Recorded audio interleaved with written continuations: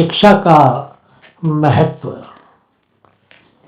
स्वामी विवेकानंद एक दिन एक विद्यालय के कुछ छात्रों से बातचीत कर रहे थे और उनसे प्रश्न भी पूछ रहे थे और उनके प्रश्नों के उत्तर भी दे रहे थे। बातचीत के दौरान स्वामी जी ने उन बच्चों से पूछा, क्या तुम लोग जानते हो कि शिक्षा क्या होती है? तुम में से कोई मुझे समझा सकता है क्या? एक छात्र ने आगे बढ़कर कहा, स्वामी जी, विद्या ग्रहण करने को ही शिक्षा कहा जाता है।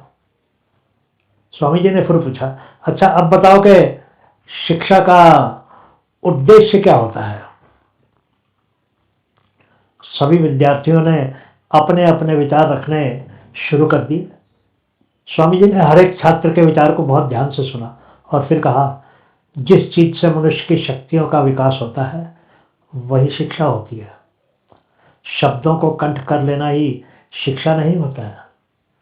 शिक्षा से मनुष्य की मानसिक शक्तियों का इस तरह विकास होता है कि वो स्वयं स्वतंत्रता से कुछ कर सकता है। तभी एक विद्यार्थी बोला, स्वामी जी, शिक्षा से हम नई नई बातें भी तो सीखते हैं। यह सुनकर स्वामी जी बोले, तुम्हारी बात ठीक है बालक, लेकिन नई जानकारी का अर्थ यह नहीं कि उसमें अध कचरी और ऐसी बातें हों जिन्हें तुम पचा ही ना पाओ। शिक्षा जीवन निर्माण करती है, चरित्र सुगठित करती है, विचारों में सामंजस्य पैदा करती है और दुर्भावनाओं पर नियंत्रण करना भी सिखाती है। शिक्षा तभी सार्थक होती है जब विपरीत परिस्थिति में भी शिक्षा का सही प्रयोग करके विजय प्राप्त की जाए। व्यक्ति शिक्षा का सदुपयोग कर न केवल अपना और अपने परिवार का बल्कि पूरे देश का भला करता है।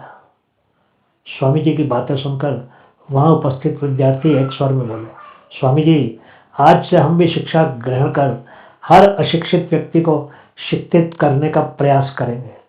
जो गलत और रूढ़िवादी बातें लोगों के में भ्रम बनकर फैली हैं उन्हें दूर करेंगे। विद्यार्थियों की बातें सुनकर विवेकानंद बोले, अगर तुम सब आज से ही ऐसा करना प्रारंभ कर दोगे तो वह दिन दूर नहीं जब भारत में तकनीकी ज्ञान भी प्रचुर मात्रा में उपलब्ध होगा और तकनीकी स्तर पर भी भारत विश्व के सामने नई नजीर पेश करेगा। बहुत बहुत शुक्रिया।